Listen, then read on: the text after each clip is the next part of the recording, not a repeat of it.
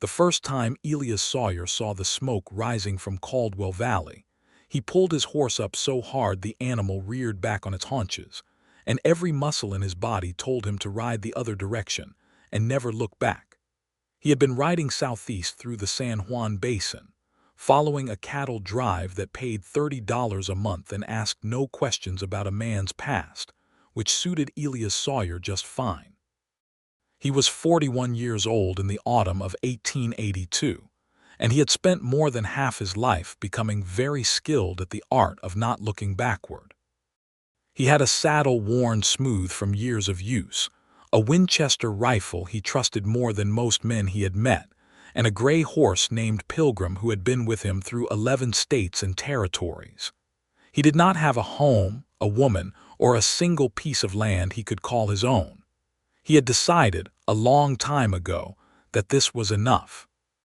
But the smoke kept rising from Caldwell Valley, pale and thin against the copper October sky, and something in the curl of it told him it was a cooking fire, not a brush fire. Someone was down there. Someone was living down there, which meant someone had done what Elias Sawyer had told himself for 2 decades was impossible. They had made a home in the one place on earth he had loved and lost simultaneously.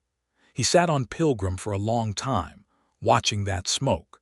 Then, against every instinct he possessed, he rode down into the valley.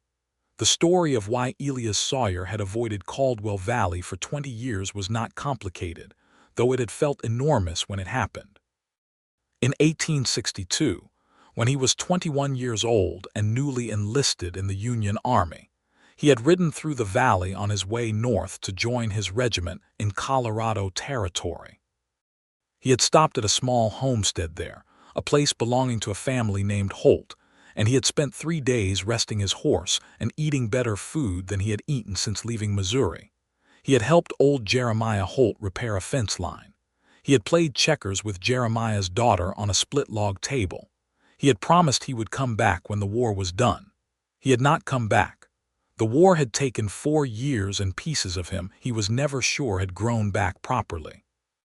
When he finally returned to the territory in 1866, he rode to within sight of the valley and found the Holt place burned to nothing, not by the war, but by one of the range fires that swept through New Mexico in the dry summers. Jeremiah was dead. His daughter had moved north to Taos to live with relatives.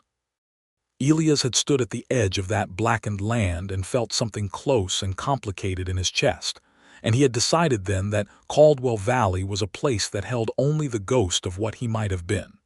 He rode away and did not return.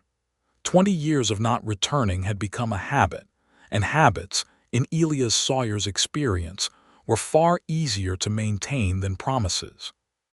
Now he rode down through the cottonwood breaks, and around the bend of the creek he remembered, and the valley opened before him like something from a dream that had rearranged itself while he was not looking. The old Holt ruins were gone, entirely overgrown by scrub oak and rabbit brush. But 100 yards to the east of where they had stood, there was a soddy house with a real plank door, a swept dirt yard, and a cast iron stove pipe rising from the roof with that thread of smoke coming out of it. And beyond the house, stretching out in neat furrows across the floor of the valley where the soil was deep and dark from centuries of flood deposits, was a cornfield. It was October, which meant the stalks were tall and dry and brown, and the ears were fat and ready for harvest. There had to be 3 acres of it, maybe more, which was more corn than Elias had expected to see growing in the high desert of New Mexico Territory. He stopped Pilgrim at the edge of the yard and called out, because in the West a man rode in quietly only if he meant trouble, and Elias Sawyer had made a career of making it clear he meant none. "Hello, the house," he said. The plank door opened immediately, which told him whoever was inside had already seen him coming, and a woman stepped out with a double-barreled shotgun held across her forearms in a way that was not threatening, but was also not unclear. She was somewhere in her mid-30s, with dark copper hair pulled back in a practical knot at the base of her neck, a canvas work apron over a calico dress, and eyes the color of creek water in shadow, not quite green, not quite gray, and sharper than she probably wanted a stranger to notice. She was not tall, but she stood like a woman who had learned that posture was a language and intended to speak it fluently. "You're on private land," she said. "I don't know you, and I'd like to know who you are before you come any closer." "My name is Elias Sawyer," he said. "I'm riding with the Dunbar cattle drive out of Farmington. We're pushing the herd south to Santa Fe, and I drifted off from the main trail looking for a creek crossing. I don't mean any trouble. I'd be grateful if you'd let me water my horse." She looked at him for a long moment, assessing. He did not fidget or look away, because he had learned long ago that men who fidget when women look at them are usually men with something to hide. "The creek's 50 yards east of the cornfield," she said. "You can water your horse there. Then you can tell me what a cattle drive is doing coming through Caldwell Valley, because the Dunbar drive was supposed to be routed on the other side of the mesa. My neighbor Archero told me so last week." Elias paused, and something almost like a smile crossed his face despite himself. "You know the Dunbar drive's route." "I know everything that moves within 20 miles of this land," she said, with no particular arrogance in it, just plain fact. "I have to. My name is Eudora Quinn, and this is my farm, and I intend for it to stay that way." He watered his horse at the creek and considered whether to ride on immediately. He knew he should. The cattle drive was real enough. He had indeed separated from it, though more by choice than by accident, because he had seen the smoke and been drawn by some force he did not care to examine. He had no legitimate business in Caldwell Valley, and Eudora Quinn had made it politely but unmistakably clear that she was not operating a way station for strangers. But when he came back from the creek, she was standing at the edge of the cornfield pulling a dry ear from one of the stalks, turning it in her hands and examining the kernels with an expression of serious concentration. And there was something about the scene that stopped him the way certain landscapes stopped him sometimes. Something that felt significant without his being able to say exactly why. "That's a good stand of corn," he said, because it was the most honest thing he could think of. She looked up and the sharp eyes softened just slightly. "It is," she said. "The valley soil holds water better than anything I've found in this country. The growing season is short up here, but if you plant early and choose the right variety, it comes in full." She looked back at the ear in her hands. "Most people told me corn wouldn't grow in this valley. Too high, too dry, too rocky. I decided to try anyway." "Most people would have been right for most valleys," he said. "But Caldwell's different. The creek floods the lower field every spring and lays down silt. I remember that." She looked at him again, differently this time. "You've been to this valley before." "Once," he said. "A long time ago, during the war." Something shifted in her expression, not softness exactly, but a careful kind of interest. "The Holt place," she said. He was surprised. "You know about the Holts?" "I found Jeremiah Holt's grave marker at the edge of the east field when I was clearing the land 3 years ago," she said. "I left it there. It seemed right." She paused. "Were you close to them?" "I knew them for 3 days," Elias said. "But sometimes 3 days is enough to make a place feel like it matters." Eudora Quinn was quiet for a moment, looking at the corn. Then she said, "I've got venison stew on the stove and more of it than I can eat before it turns. You're welcome to come in and eat if you want to. But I'll tell you plainly that I've been out here alone for 3 years and I haven't gotten lonely enough to be careless. So if you've got trouble behind you or plans I wouldn't like, you'd best keep riding." "I've got nothing behind me worth worrying about," he said, which was not entirely true in the way that most true things are not entirely true, but was honest in the way that mattered. "And no plans beyond Santa Fe." She nodded once and went inside, and he tied Pilgrim to the fence post and followed her. The inside of the soddy was small and organized with the particular efficiency of a woman who had thought hard about how to live in limited space. There was a rope bed in one corner with a quilt on it in yellow and brown, a square table with 2 chairs, the cast iron stove that was producing both the smoke outside and the smell of venison stew inside, and along one full wall, a set of pine shelves holding what must have been 60 or 70 books. He stopped in front of them without meaning to. "You read," he said. "Every night," she said, ladling stew into 2 bowls. "It's how I keep from going strange out here by myself." "Sit down, Mr. Sawyer. You're making the room feel crowded." He sat. The stew was better than anything he had eaten in 3 months on the drive, and he told her so, and she received the compliment with a brisk nod that suggested she was accustomed to doing things well and not particularly interested in being congratulated for it. "Where are you from originally?" she asked, sitting across from him with her own bowl. "Missouri," he said. "A long time ago. I've been moving since I came back from the war." "What do you move toward?" she asked. It was a strange question, phrased strangely, and he looked at her. "Generally away from things," he said honestly. "That gets tiring," she said without judgment. "I did it for a while myself. Moved away from a bad marriage in Ohio, then away from a bad situation in Kansas where I tried to start over, then away from a failed attempt at ranching in Colorado. Eventually, I decided the moving away had to stop and the moving towards something had to start. So I came here and planted corn. In the one valley most people told you wouldn't grow it. In the one valley most people told me wouldn't grow it," she agreed. "I've been told a great many things wouldn't work. I've found it's usually the people saying so who have the problem." He ate his stew, and she ate hers, and the fire in the stove cracked and settled. Outside, the sun was going down behind the mesa, and the light coming through the single window of the soddy turned the color of the corn in her field, warm and golden and late. "You can sleep in the barn tonight if you want," she said, as she took his bowl. "It's decent shelter and I've got extra blankets. It's a long ride to rejoin your drive in the dark." He should have said no. He should have ridden on and let Caldwell Valley become the ghost it had always been. But he said yes, and he went to her small, hay-smelling barn and lay down on a pile of clean straw with Pilgrim shifting companionably nearby. And he stared at the roof beams and thought about a woman who grew corn in a valley where corn wasn't supposed to grow, who read 60 books in a one-room soddy, and who had made it clear she did not need saving, but had offered him stew anyway. He was still awake when the stars came out through the gap in the barn door, and he was surprised to find he was not thinking about Santa Fe at all.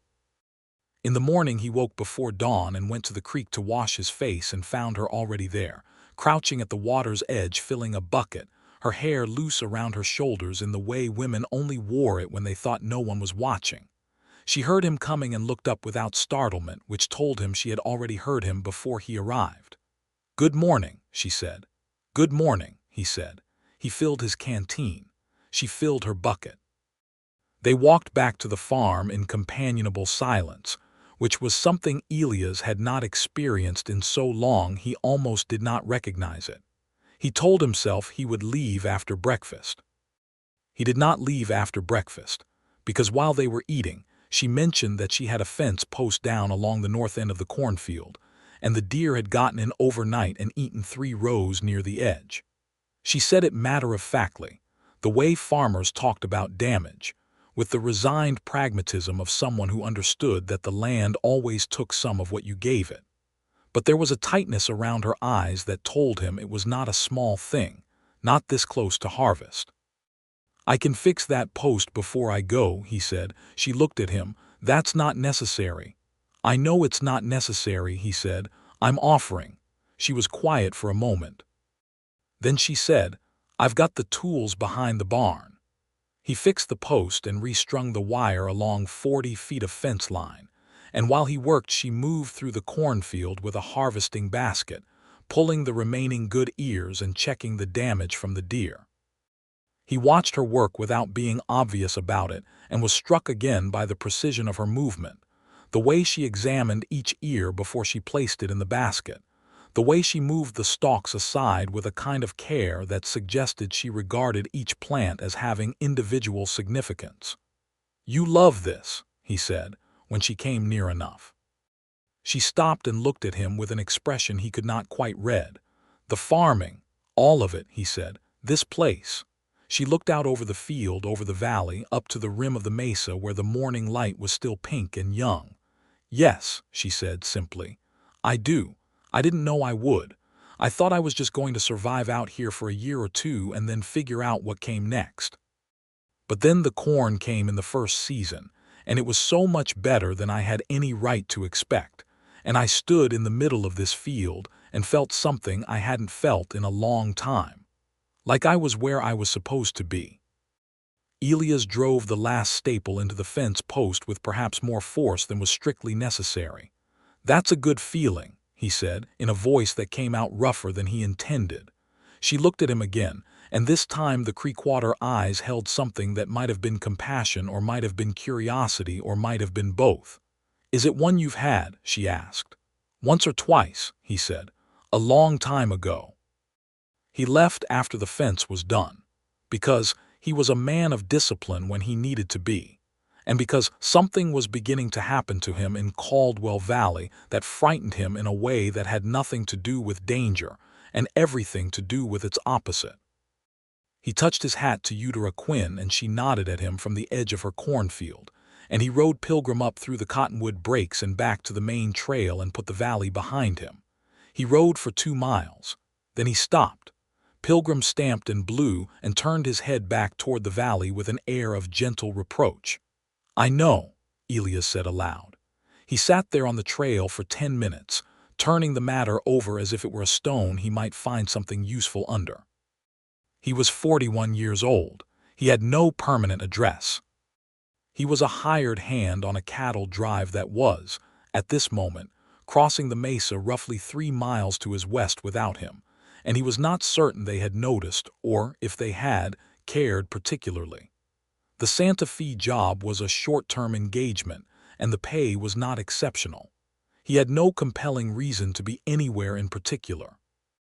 He had spent 20 years avoiding this valley because it represented something he had given up on, and in those 20 years he had grown comfortable with the giving up. Comfortable was not the same as happy. He had always known this, but comfortable had the considerable advantage of being safe. He turned Pilgrim around and rode back to Caldwell Valley. Eudora Quinn was on the roof of the soddy when he came back through the cottonwoods, laying a fresh coat of adobe mud over a section that had clearly been leaking. She saw him coming and climbed down the ladder with unhurried ease, wiping her hands on her apron. "You forgot something," she said. "No," he said. She waited. "I'd like to stay and help with the corn harvest," he said. "If you'll have me, I'm a decent worker and I won't be any trouble. I can sleep in the barn again." She looked at him for a long time. The October wind moved through the dry corn stalks and made a sound like paper whispering. "Why?" she said, not suspiciously but genuinely. He thought about it honestly. "Because I haven't been anywhere that felt worth staying in for a long time," he said, "and I'd like to see what that feels like again." She studied him in that level, measuring way she had, and he got the feeling that she was reading something in him that he had not consciously written. Then she said, "I'll pay you in room, board, and a share of the corn money when the harvest sells. I'll need 2 weeks, maybe 3. After that, you're free to go wherever you're going." "That's fair," he said. "One more thing," she said. "I ask questions and I expect honest answers. I'm not interested in a man's secrets. I'm only interested in whether he's honest when you ask him straight." "I can manage that," he said. "Then put your horse in the barn and come help me finish this roof before it gets dark." The 2 weeks that followed were some of the strangest and most quietly significant of Elias Sawyer's adult life, though he would have been hard-pressed to explain why to anyone who was not living them alongside him. The days had a rhythm he had forgotten existed. Up before dawn. Coffee on the stove, always strong, the way Eudora made everything direct and without apology. Out to the field while the light was still gray. Harvesting corn in the cool morning air while the dew was still on the stalks. Elias would pull the ears and load them into the wagon. Eudora would drive the wagon to the edge of the field and stack the loads with a system she had clearly thought through carefully, organizing the ears by size for different purposes. At midday they would break for an hour and eat under the cottonwood tree near the creek, usually bread and dried meat, and whatever Eudora had put up from the summer garden, and they would talk. They talked more than Elias had talked to anyone in years. She asked questions the way she had promised, direct and expecting honesty, And he found, to his own surprise, that honesty was not as difficult as he had made it for himself. She asked about the war, and he told her. She asked about Missouri, and he told her. She asked why he had never settled anywhere, and he gave her the truest answer he had, which was that he had always been more comfortable in motion, partly because the war had rewired something in him that had never quite rewired back, and partly because every time he had considered stopping, he had not been able to find a place that felt like it was asking him specifically to stay. "Does this place feel like that?" she asked on the fourth day, with the directness that was becoming one of the things he most looked forward to in any given hour. "It's starting to," he said. Looked at the creek and the corn and the mesa. "That might be the valley," she said. "It's a persuasive sort of place, or it might be something else." "Might be," he said. She asked about the Holts because she had found his reaction to that name interesting, and he told her the full story of those 3 days in 1862, including the girl at the checkerboard table and the promise he had made and not kept. Eudora listened without interrupting. "Do you still think about her?" she asked when he was done. "No," he said. "Not for a long time. She married someone in Taos, I heard, eventually. Had children. She's probably a grandmother by now. It wasn't love what we had in 3 days. It was more like the idea of love, a young man's idea of what it could be." "And what's your idea of it now?" Eudora asked, looking at him with those eyes that had too many colors in them for a straightforward name. He looked at the creek and the corn and thought about it honestly. "I think it's slower than I used to believe," he said. "I think it's less about the feeling you get all at once and more about the kind of person you want to have a conversation with every day for the rest of your life." She was quiet for a moment. Then she said, "That's a better answer than most men would give." He learned her story in pieces, the way you learn difficult country, a little at a time, because that is the only way to learn it truly. She was 36 years old, which had the effect of making Elias feel the 5 years between them like a perfectly navigable distance, rather than the gulf it might have been with a younger woman. She had grown up in Ohio, the daughter of a schoolteacher father and a mother who had died when Eudora was 12, after which she had largely raised herself, educated herself from her father's library, and developed the practical self-sufficiency that now expressed itself in roof repair and fence post-installation, and a 3-acre corn harvest that she was largely conducting single-handed. The bad marriage she had mentioned on the first day was a man named Franklin Quinn, whom she had married at 22 because she had been, in her own words, confusing competence for compatibility. Franklin Quinn had been competent enough at most things, but he had also believed with deep conviction that a woman's opinions were charming up to a certain point and annoying after it, and Eudora's opinions had almost immediately exceeded his threshold. They had parted in 1875, and Eudora had taken his name because she liked the sound of it better than her birth name, and because she felt she had earned something from the 7 years, and she had moved to Kansas and tried cattle, and then to Colorado and tried ranching, and then to Caldwell Valley and tried corn, and the corn had, as she had explained on the first day, answered something in her that the other attempts had not. "Were you lonely?" he asked her one evening when they were sitting on the bench outside the soddy door watching the stars come out in the enormous New Mexico sky. "Terribly," she said, without hesitation or embarrassment. "The first winter especially. I had the books and the work, but there were nights I'd sit at that table in there and look at the 2 chairs and think, this was a mistake. This particular kind of solitude is the one I will not survive."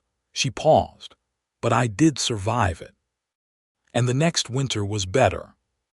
And by the third I had Archero and his family at the Mendoza Ranch to the north, and the Delaney brothers passing through twice a year with the mail, and a sort of pattern to my life that felt like it was mine. Not what I had imagined my life would be, but mine." "That's something," he said. "It is," she said. "But I'll tell you plainly, Elias, because you said you could handle honest questions, and I'm deciding whether that goes both directions. I've been watching you work in my cornfield for 5 days, and I've been listening to you talk, and I am not indifferent to you.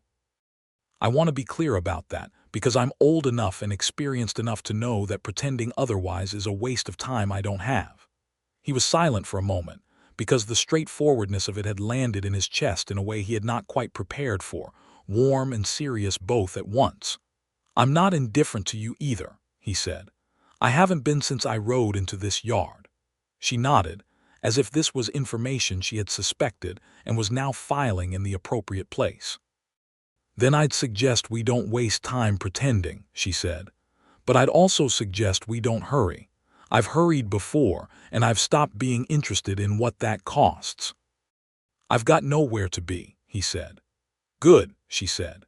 And she reached over in the dark and put her hand on his, and they sat like that for a while with the stars out in their thousands above Caldwell Valley, and Elias Sawyer felt something begin to settle in him, deep down, in the place where the restlessness lived, like a long-running creek finding its way home through unfamiliar country.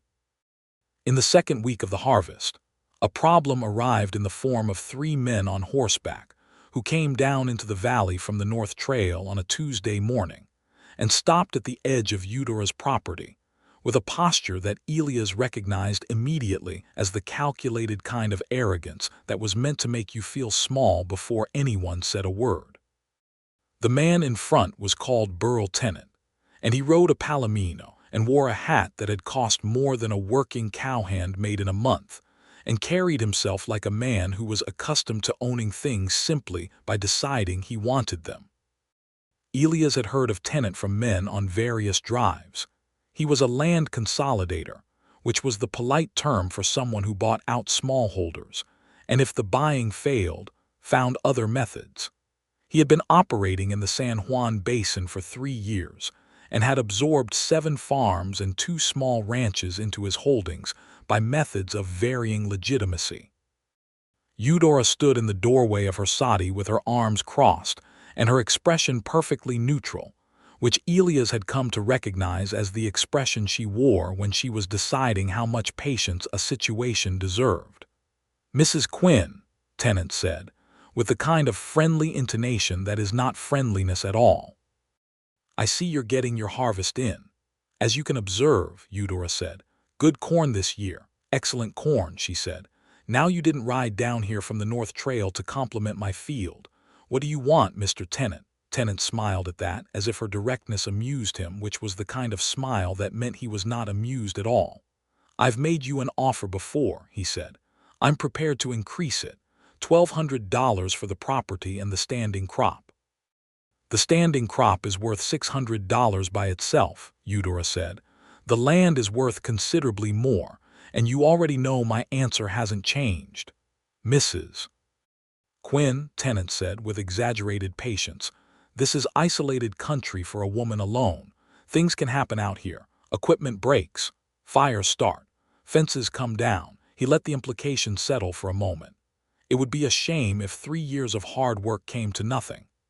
Elias had been at the fence line on the east side of the property when they rode in, and he had been walking toward the house at a measured pace since the moment the 3 men appeared.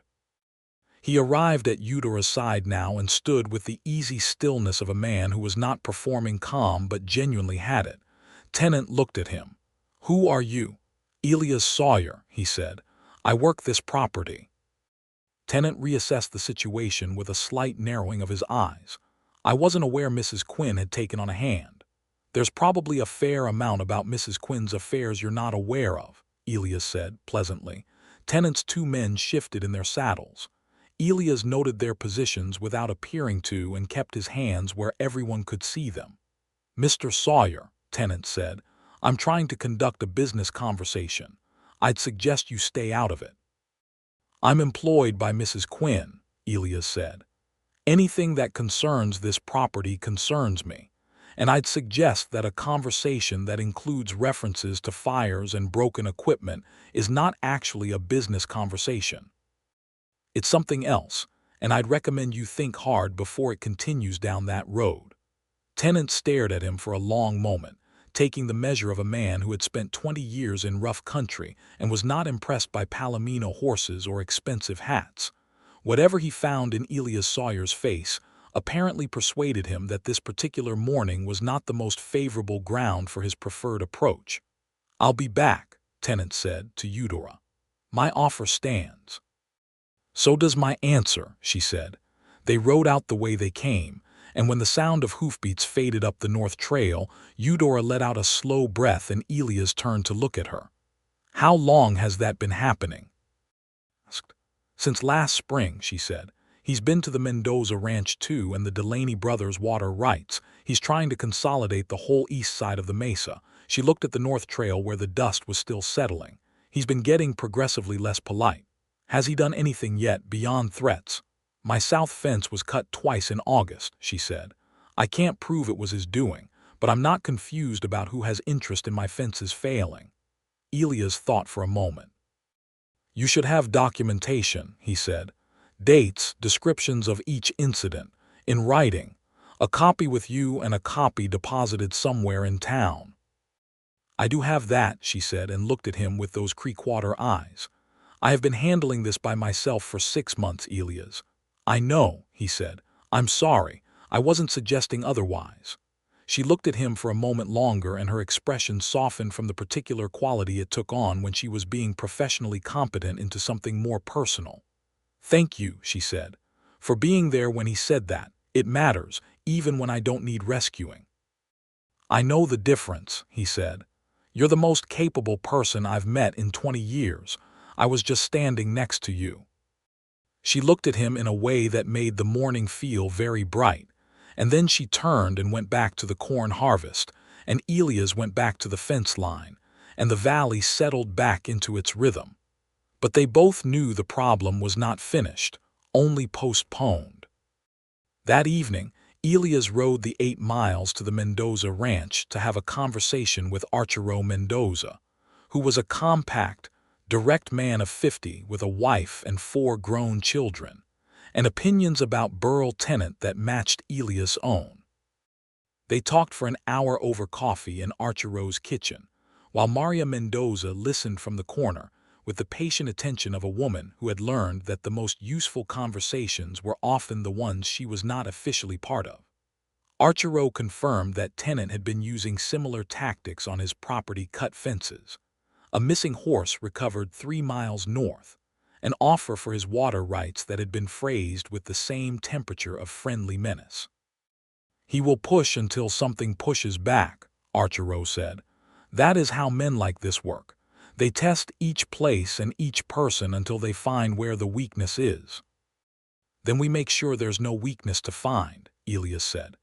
"The 3 properties on this side of the mesa yours, the Delaney water rights and Eudora's farm, if they're connected in any formal way, it's harder for him to approach any one of them without it being the business of all 3.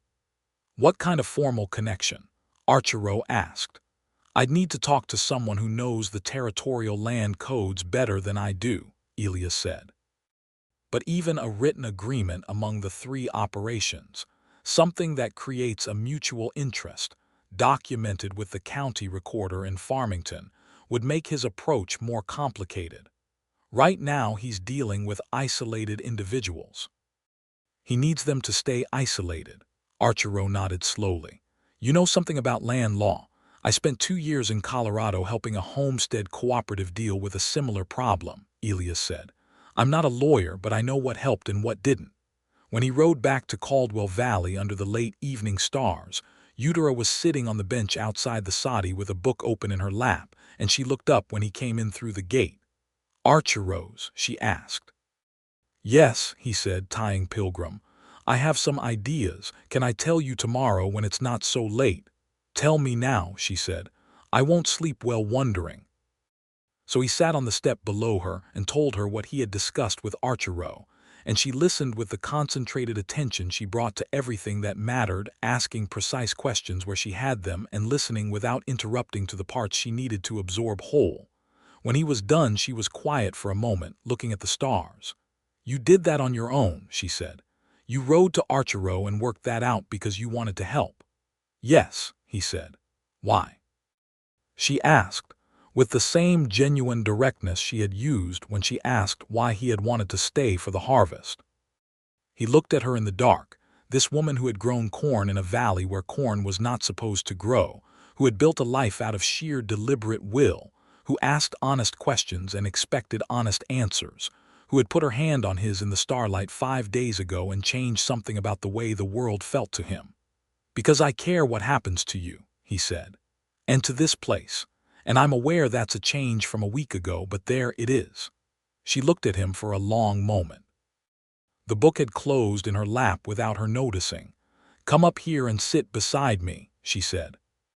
He moved up onto the bench beside her, and she leaned her shoulder against his, and they sat like that for a long time in the warm dark of the October evening, not speaking, while the creek made its sound in the distance and the cornstalks whispered in the night wind. He kissed her for the first time 3 days later, in the cornfield, in the middle of a conversation about the best prices for dry corn at the Farmington market. It was not a calculated moment, and it was not particularly graceful. He had been explaining something about load weights on a wagon, and she had been disagreeing with him with the cheerful confidence she brought to disagreements, and she had turned toward him to make a point and was suddenly very close, and he stopped talking and kissed her, and she kissed him back without hesitation or performance, the way she did everything, directly, and with complete sincerity. "Well," she said when they parted, with the expression she wore when something confirmed what she had already suspected, "about time." "I thought you said don't hurry," he said. "Don't hurry and take 11 days are not the same thing," she said, and went back to disagreeing with him about wagon load weights, which he eventually conceded she was right about. In the third week, they drove to Farmington with 2 wagon loads of harvested corn, and Elias rode alongside on Pilgrim while Eudora managed the team with the ease of long practice. The road was rough and slow, and it took most of the day, and they talked for all of it, which was the kind of luxury Elias had forgotten existed. A full day of conversation with someone whose company he enjoyed without reserve. In Farmington, Eudora sold the corn to 2 buyers, the grain merchant and the feed store, and negotiated prices that Elias watched with admiration, because she went into every negotiation with the same quality she brought to her cornfield: prepared, deliberate, and not interested in accepting less than a thing was worth. She got $2.30 per bushel for the feed corn and $3 for the eating corn, which was above the going rate, and when they left the grain merchant's office, she counted the money with neat efficiency and put it in the inside pocket of her coat. "Good day's work," Elias said. "Decent," she said. "I'll do better next year if I expand the east field by another acre and rotate the south end to squash to give the soil a rest." "I was going to suggest the same thing about the rotation," he said. She stopped walking and looked at him with an expression that was part calculation and part something warmer.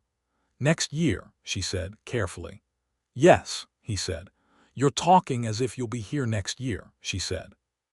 He looked at her on the Farmington street, with the horses tied at the post and the afternoon traffic of wagons and riders moving around them and the smell of dust and horses and wood smoke on the October air. "I'd like to be," he said, "if that's what you want." She was quiet for a moment that felt very long, though it was probably only 10 seconds. "What I want," she said, "is someone who is here because they genuinely want to be here, not because they got comfortable somewhere and stayed until they got restless again. I've had that, Elias, a man who stays out of inertia. I am not interested in that again." "That's fair," he said. "And I'll tell you that I don't have certainty about much in my life, but I'm certain that what I feel when I'm in Caldwell Valley is different from anything I've felt in 20 years of moving. I'm certain that when I ride away from your fire, I think about it. I'm certain that you are the most interesting person I have met since I can't remember when, and that is not the kind of thing that fades for me when something better comes along, because in my experience nothing better comes along." She looked at him for another long moment, and then she nodded once slowly. "All right," she said. "Then we'll talk more about this. But first I need to go to the county recorder's office and file the paperwork about the mutual land agreement, and I need to find a lawyer who can help draft it properly, and I need to buy supplies, and none of that waits." "No," he agreed, falling into step beside her. "None of that waits." The lawyer they found was a young man named Ambrose Hatch, who operated out of an office above the saddle shop and had passed the bar in Ohio the previous year and moved west with the apparent belief that the frontier needed legal minds. He was 27 years old, nervous around Eudora in the way young men often were around women who were more competent than they had expected, and capable enough with land codes to be useful. He drafted a mutual water and range agreement between the Quinn farm, the Mendoza ranch, and the Delaney brothers' water claim in one afternoon, and Elias and Eudora left copies with the county recorder before they drove back to the valley. "Tenant will know about this within a week," Elias said as they rode out of Farmington in the early dusk. "Good," Eudora said. "I want him to know. It may make him move faster before the agreement has time to be established." "It may," she agreed. "We should probably talk to Archero about keeping a watch on the north approaches." She looked at him sideways in the failing light. "You're good at this, thinking ahead." "I've spent a lot of time in difficult country," he said. "You learn to read where the trouble comes from before it arrives." "Were you ever a lawman?" she asked. "No," he said. "Scout, soldier, drover, sometime deputy once in Kansas for about 3 months, but not really a lawman. More of a man who's been in enough situations to recognize the shape of the next one." She nodded thoughtfully. "I'm glad you came back," she said. "When you rode away that first day and then came back, I'd have managed on my own, but I'm glad you came back." "So am I," he said. They drove through the dark with the stars out in full above them and the horses moving in easy rhythm, and Eudora fell asleep against his shoulder somewhere in the last 3 miles, which he discovered when he felt her weight shift against him, and looked down and found her eyes closed, and her face in the starlight with the watchful tension finally gone from it. And she looked younger and more open, and he felt something he could only identify as a kind of awe, which was not a feeling he was accustomed to. He drove the rest of the way very carefully, so as not to wake her. Tenant came back in November, 10 days after the recording of the mutual agreement, and this time he came with a different approach. He arrived alone, without his 2 men, in the middle of a cold morning when the sky was the color of pewter, and the first real bite of winter was in the air. Eudora was inside working on her accounts when Elias heard the horse and came out to the yard. Tenant looked different without his men behind him. Not smaller exactly, but more human. He sat his palomino in the gray morning light, and looked at Elias with an expression that had moved away from performance and toward something more like genuine assessment. "I hear you filed a co-interest agreement," Tenant said. "Mrs. Quinn did," Elias said, "alongside her neighbors." "Smart," Tenant said, and he did not sound like a man complimenting someone sarcastically. "Who drew it up?"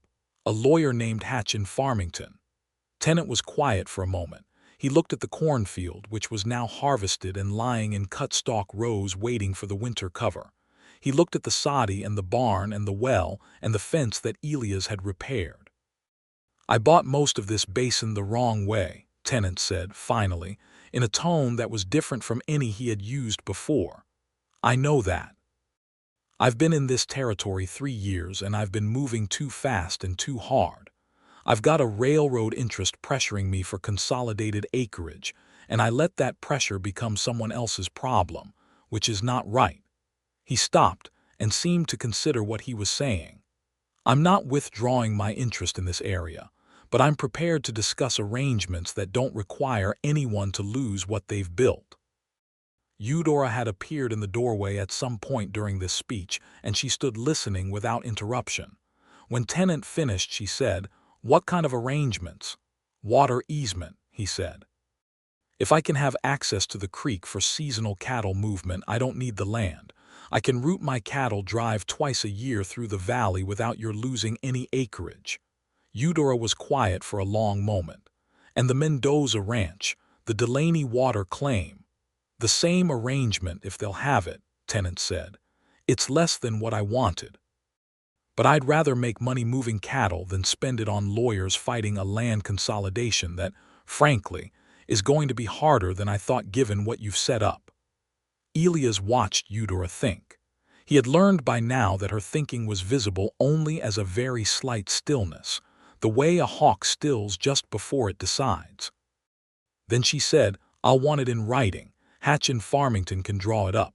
The terms need to include a prohibition on anything that damages the cornfield, a defined seasonal window for the cattle movement, and a right of first refusal for water access in drought years."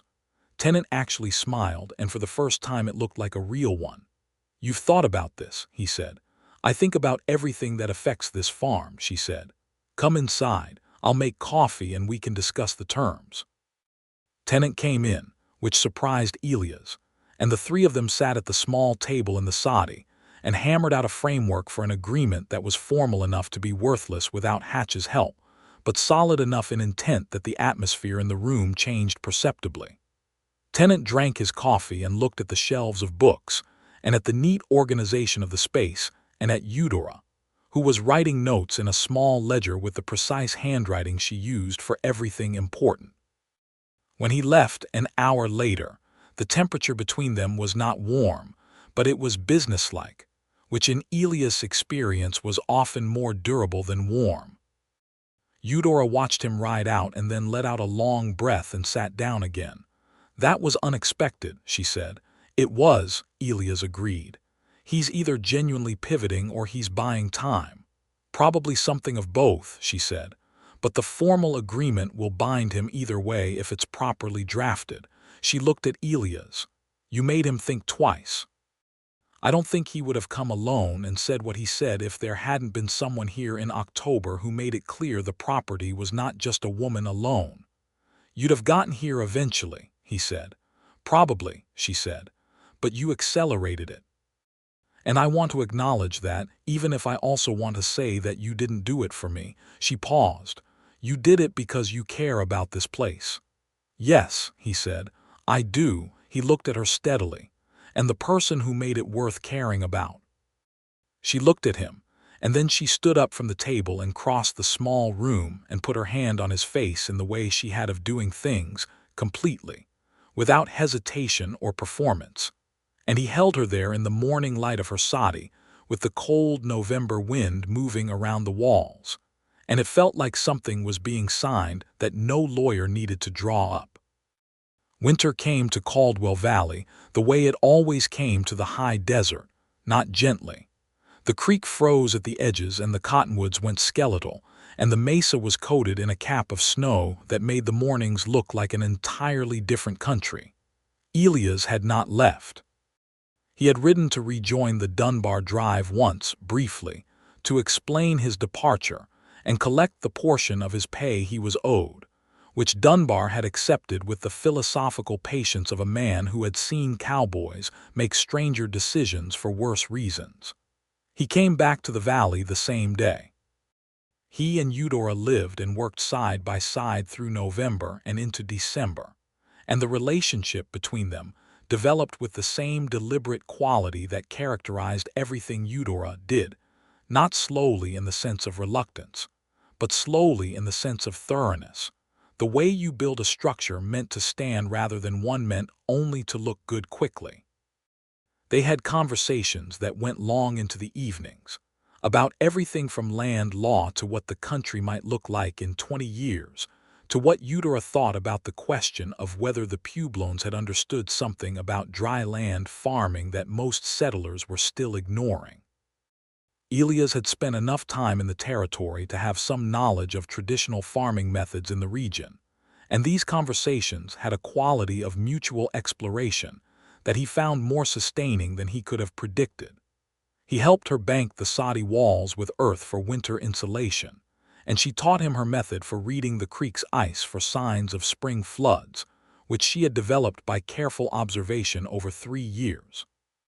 He cut firewood, and she organized the barn for winter animal care. They moved through the small farm like two people who had been doing it together for years rather than weeks, which Elias found simultaneously natural and astonishing. There was an evening in early December when the snow was falling hard outside and the stove in the soddy was working at full capacity, and they were sitting at the table with a lamp between them, Eudora reading and Elias cleaning his rifle, when she looked up and said, without any particular lead-in, "Tell me what you want, Elias. Not what you think is reasonable or what you're prepared to accept. What you actually want." He set down the rifle parts and looked at her. "You," he said, "and this place." "A life that looks like this, permanent." She held his gaze. "Marriage?" she asked. "Yes," he said, "if you want that."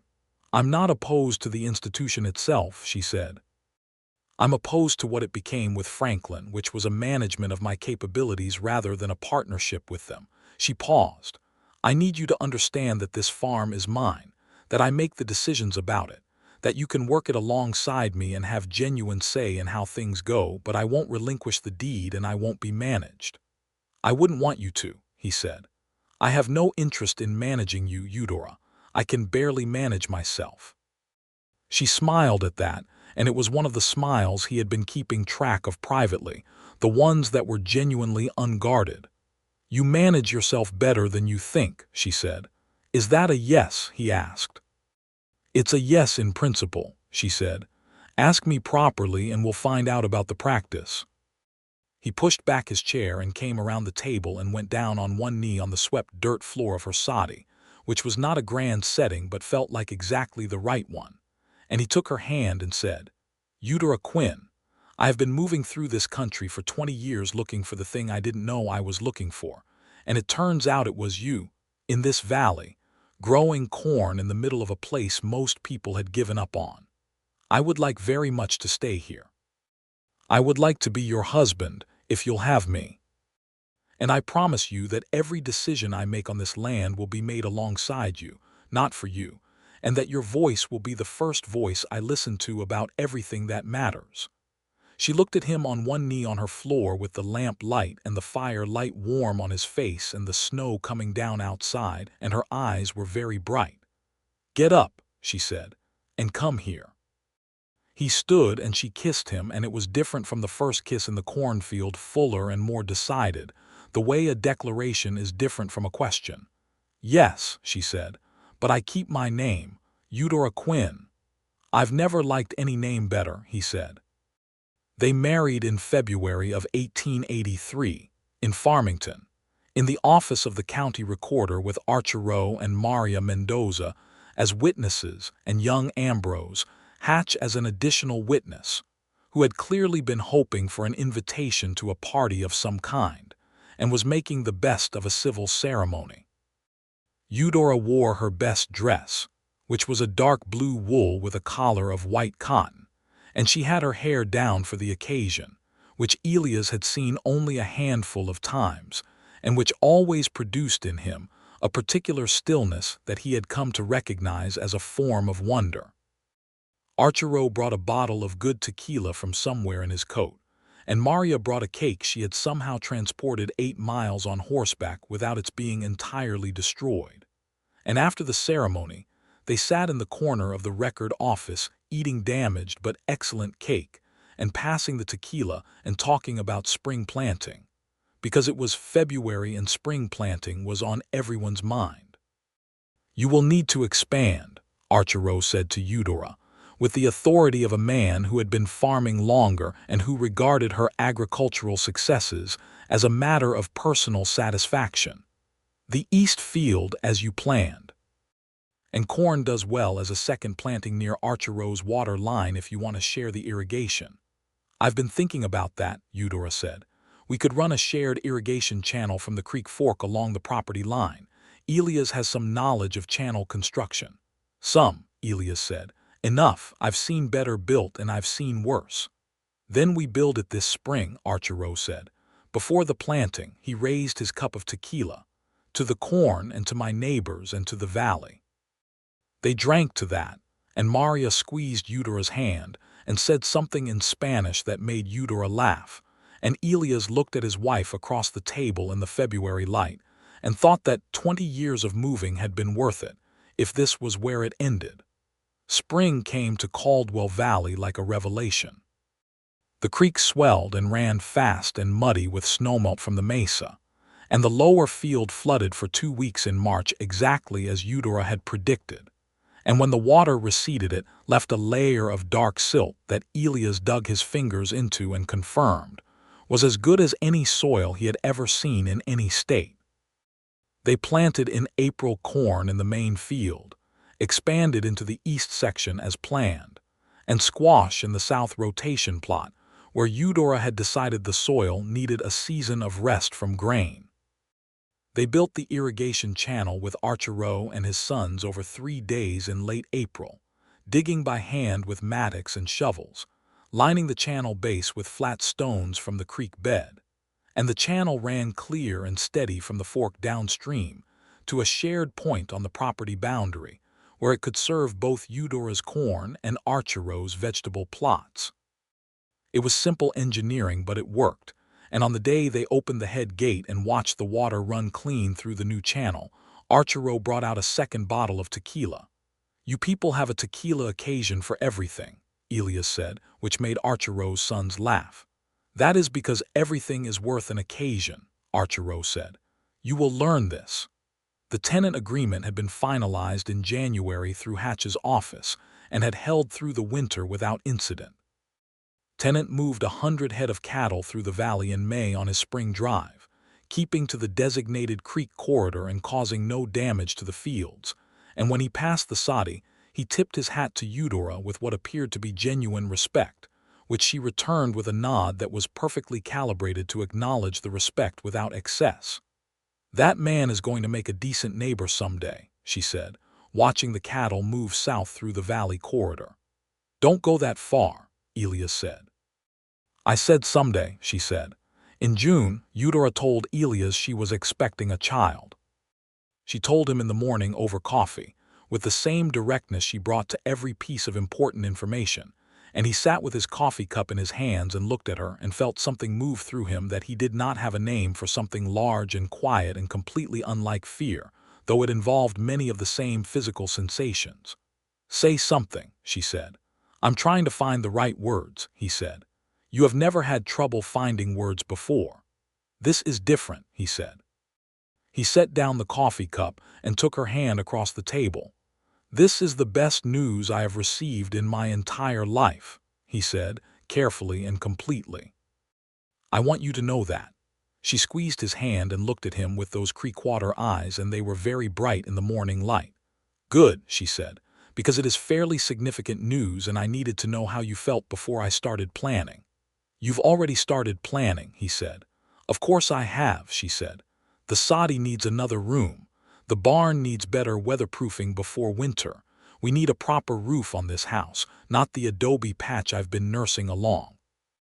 And I want the child born before the November rains start, which means I have about 4 months of comfortable working time before I need to slow down." "You don't need to slow down at all if you don't want to," he said. "I'll carry more of the field work." "I know you will," she said. "That's one of the many reasons this is a good arrangement." He built the extra room onto the soddy through July and August, with Archero's oldest son helping with the framing and Maria coming to advise on what she called the practical requirements of small children, which turned out to be an extensive list.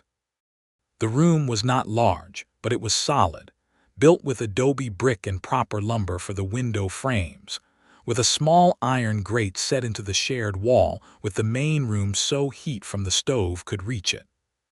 He was proud of it in the way he had rarely been proud of anything, because it was the first structure he had ever built for himself, for his own family, in a place that was genuinely his.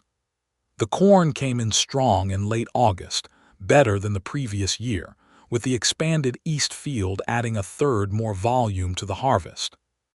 Eudora managed the harvest from the wagon seat in her last months, directing and accounting and keeping the records with the same precision she always had, while Elias and 2 hired boys from the Mendoza ranch pulled the ears and loaded the wagon. When they drove the first load to Farmington in September, she negotiated the prices from the wagon seat while clearly and visibly pregnant, and the grain merchant looked uncertain about how to proceed with negotiations, until she made it clear the price was not a matter of her physical condition, and he came around to her number fairly quickly. On a Thursday in October, which was exactly 1 year to the month from the day Elias had first ridden down into Caldwell Valley and seen the smoke from Eudora's cooking fire, their son was born. Maria Mendoza attended the birth, along with a doctor from Farmington, who had ridden out the night before when it became clear the time was near. Elias spent the night outside the soddy door, because Maria had made it clear that his presence inside was not currently useful, and he sat on the bench in the October cold with Pilgrim standing at the fence post nearby and watched the stars he had watched every night for a year now and tried to be patient. When the baby's first cry came through the soddy wall, he put his face in his hands for a moment and was not embarrassed about it. Maria opened the door. "A boy," she said. "Come in." Eudora was pale and exhausted and thoroughly disheveled and absolutely radiant in the lamplight.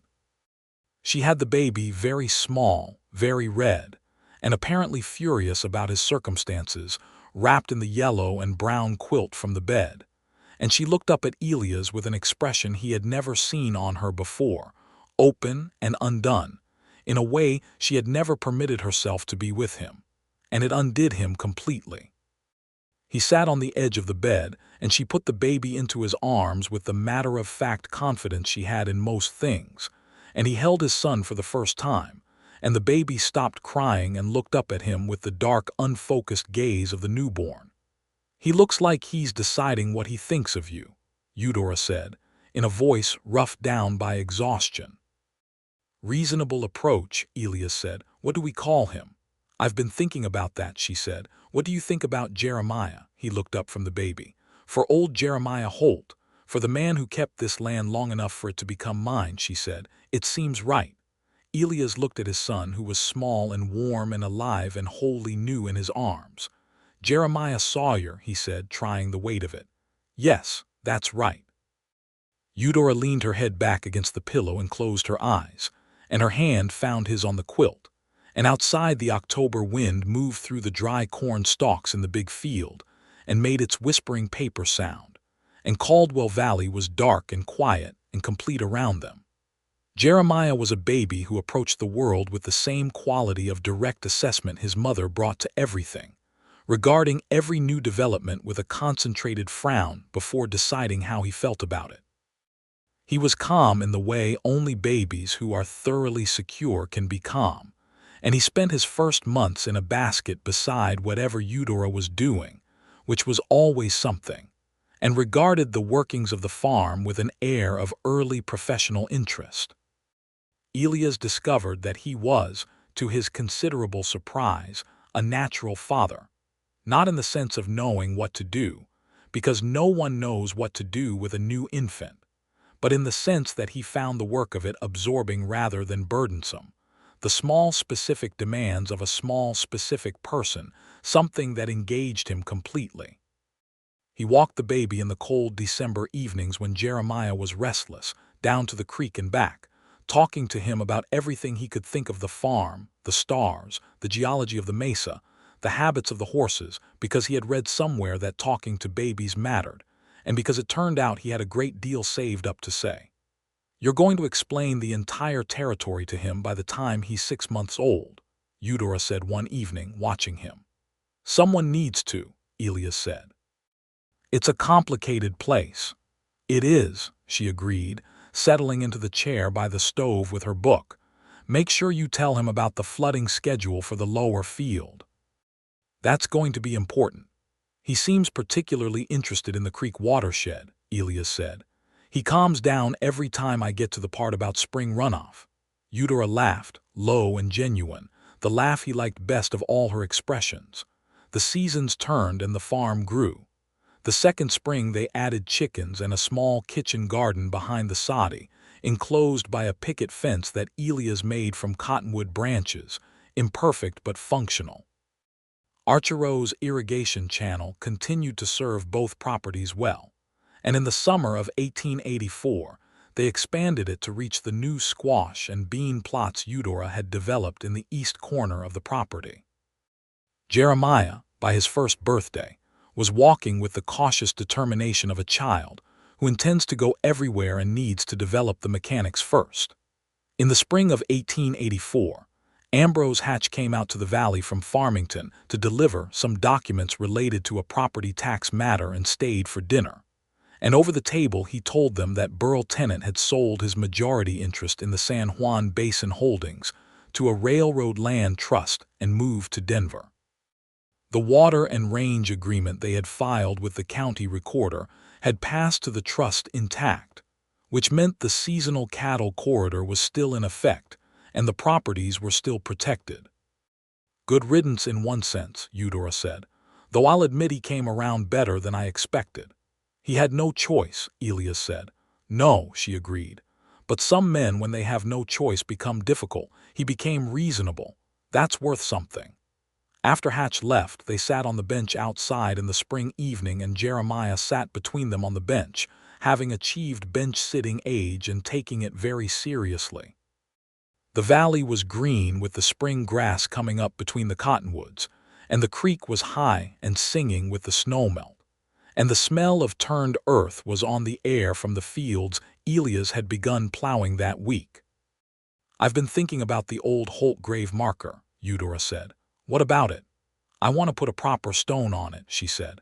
"Not a monument, just a decent marker with his name and dates if we can find the dates, something that says someone knew he was there." Elias thought about old Jeremiah Holt and the fence line they had repaired together in 3 days in 1862, 22 years ago. He thought about the way the old man had laughed when Elias' fence-post work went crooked, correcting it without criticism. He thought about the checkerboard on the split-log table. "I know the dates," he said. "I remember.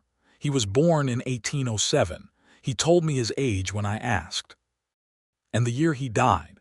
The range fire that took the place was 1866, Elias said. I found out later, so we put 1866. I'll write to a stonecutter in Farmington this week, she said.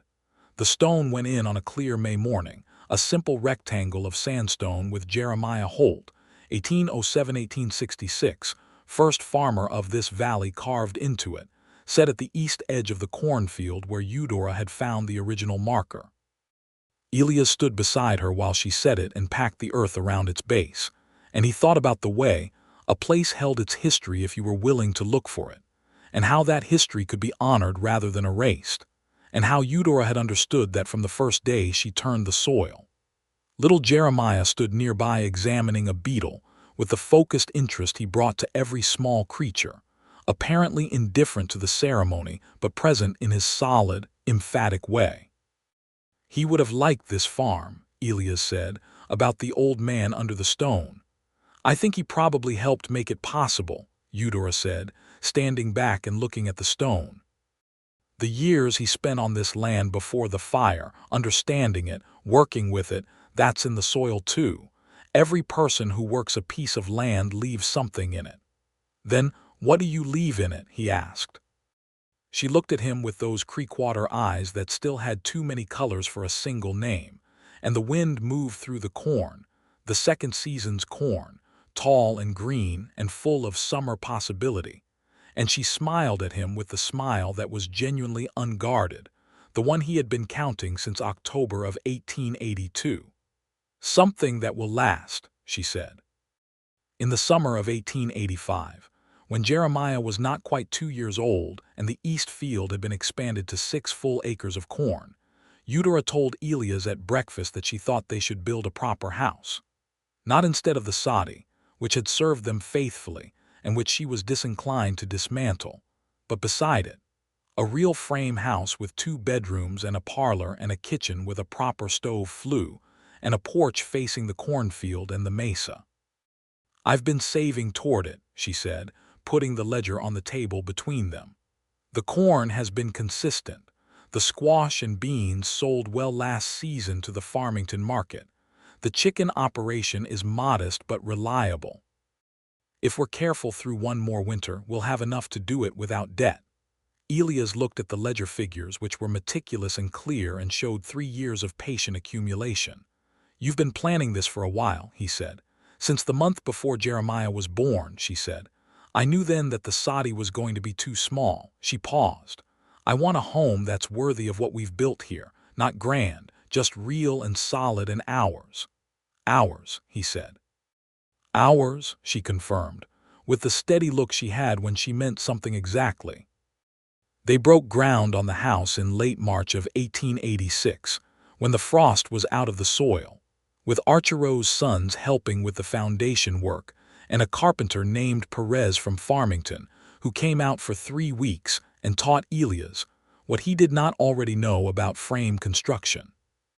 The house went up through April and May and was roofed by June, and Eudora chose the interior organization with the same deliberate thought she brought to field rotation. Every room considered for its function, every window placed for light and ventilation, the porch positioned to face the east so the morning sun came in over the cornfield. Jeremiah, who was now a serious 3-year-old with his mother's directness and his father's tendency to go quiet when he was thinking hard, regarded the construction project as a matter of significant personal interest and installed himself every morning at the edge of the work site in imitation of supervision. "He's going to be a foreman," the carpenter Perez said. "He's going to be a farmer," Eudora said, with the certainty she reserved for things she had already decided. "Both," Elias said, and they both looked at their son crouching in the dirt examining a wood chip with the beetle-studying intensity he brought to small objects, and they exchanged a look over his head that needed no words. They moved into the house in July, which Eudora marked not with ceremony but with the very practical act of making coffee on the new kitchen stove and drinking it on the new porch in the morning light, with Jeremiah sitting on the porch step eating a piece of corn bread and looking at the field with an expression of early proprietary satisfaction. "Is it what you wanted?" Elias asked. "It is exactly what I wanted," she said. "It is better than I imagined." He reached over and took her hand where it rested on the porch rail, and she turned her hand over and held his, and they looked at the field and the valley and the mesa in the morning light. The corn was knee-high and the irrigation channel was running full from the spring melt, and the cottonwoods along the creek were in their summer green, and the sky above the mesa was the blue that New Mexico does better than any other sky in the world. "I want to tell you something," Elias said. "Tell me." "I spent 20 years coming back to this valley in my mind and convincing myself every time that I shouldn't," he said. "I thought what I'd lost here was something that couldn't be found again. I thought the valley was a place for ghosts." He paused. "I was wrong about all of it. What I lost here 20 years ago was nothing compared to what I found when I finally came back, and I want you to know that I am aware of that I don't take it lightly." She was quiet for a moment looking at the cornfield. Then she said, "I didn't know you were coming. I didn't know I was waiting for anything in particular. I thought I had everything I needed." She squeezed his hand. "I was right that I had everything I needed. But it turns out there was still room. That's the best kind of surprise. The kind that doesn't take anything away, it just adds to what is already good." He brought her hand to his mouth and kissed it, and she turned toward him and leaned her head against his shoulder, and Jeremiah looked up from the porch step and studied them with his serious 3-year-old eyes, and then went back to his corn bread, satisfied by whatever he had concluded. In the fall of 1886, Eudora discovered she was expecting again, and told Elias on a Tuesday morning with the same direct breakfast-table delivery as the first time, and he received it with the same rendered speechless quality, and then said it was the best news he had received since the last best news, which was Jeremiah, which she said was a very good answer.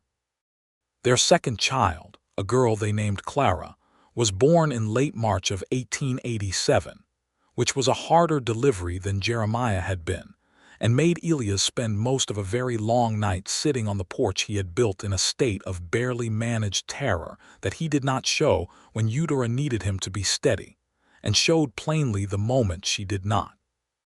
The doctor from Farmington was there, and Maria Mendoza, and when Clara announced herself at 2 in the morning with considerably more volume than Jeremiah had managed, Elias put his face down on the porch rail and simply breathed for a while.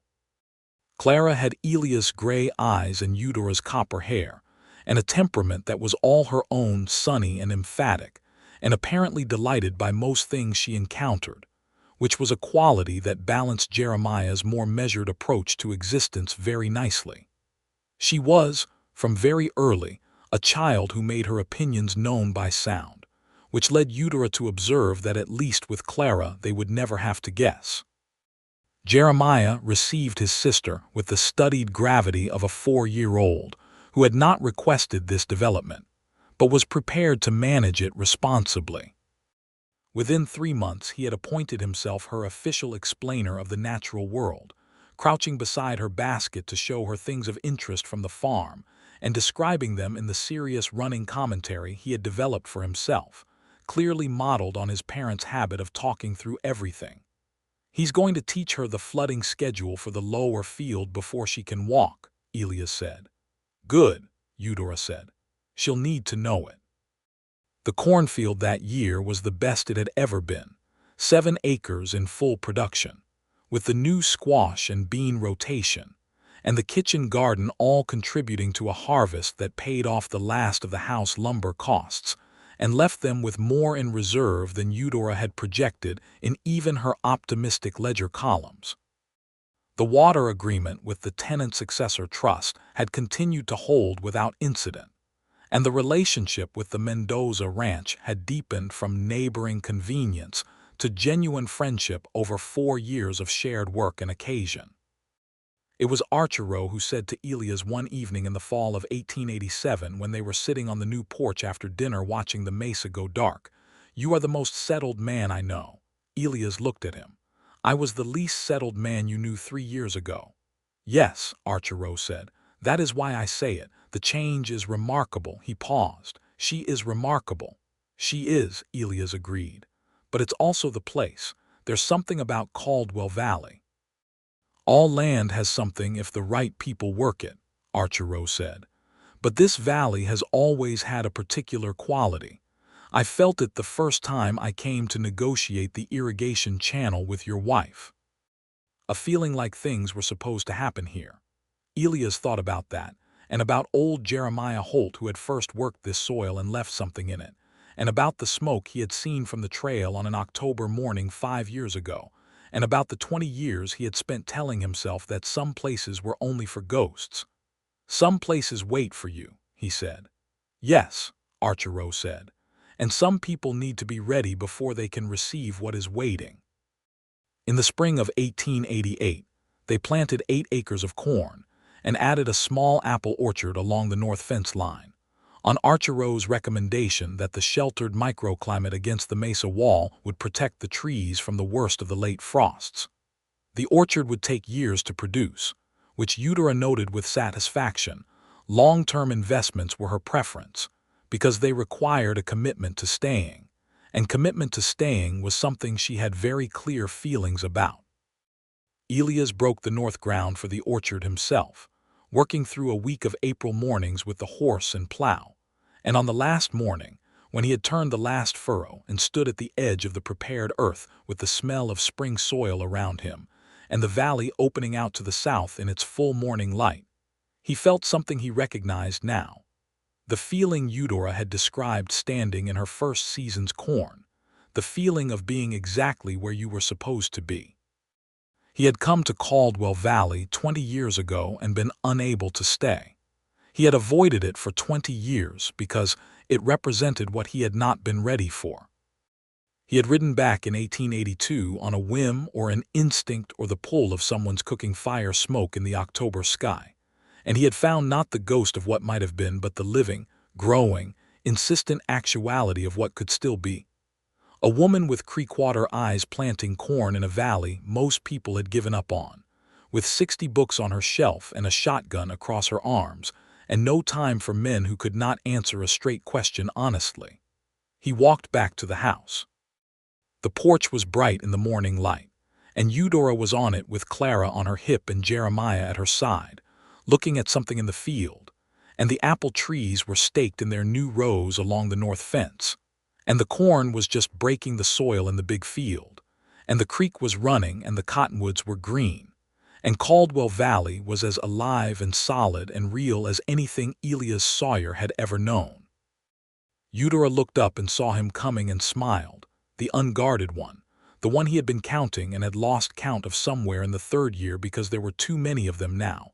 And he came up onto the porch and she passed Clara to him, and Clara grabbed his shirt with both hands and made the sound she made when she was pleased, which was considerable, and Jeremiah looked up from whatever he had been studying and said, "The south corn is up." "I saw," Elias said.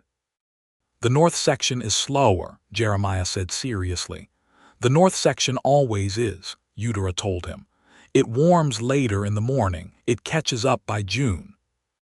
"By June," Jeremiah repeated, committing it to the internal record.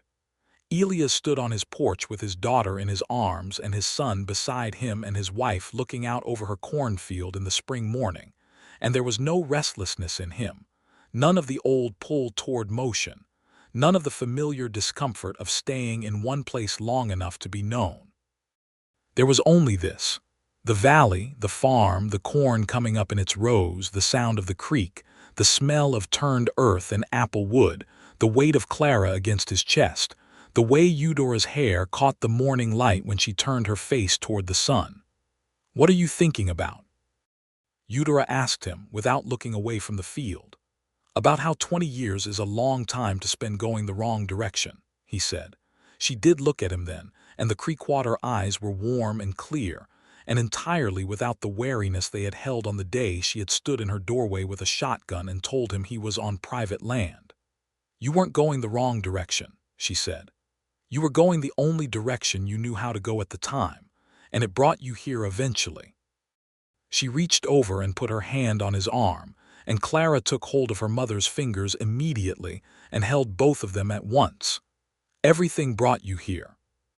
"Everything brought me here," he agreed. The valley was green and the water was running and the corn was coming up, and from the south end of the property, the Mendoza Ranch was visible in the morning haze, and from the north end the apple trees stood in their careful rows like a promise made to the future, and the grave stone at the east edge of the field said Jeremiah Holt, first farmer of this valley, and above it all the mesa stood against the sky the way it had stood for 10,000 years. Patient and absolute and entirely indifferent to the small human dramas playing out at its feet, except that they were not small. None of it was small, any of it, the corn or the water or the two children or the woman who had made this place or the man who had finally, at long last, found his way home to it. He kissed his daughter on the top of her copper-haired head, and Jeremiah said something to his mother about the irrigation schedule for the week, and the spring wind came down off the mesa and moved through the field, and the corn leaned and straightened and leaned again, as if agreeing to something. Elias Sawyer had spent 20 years avoiding Caldwell Valley. He intended to spend the rest of his life not avoiding it at all.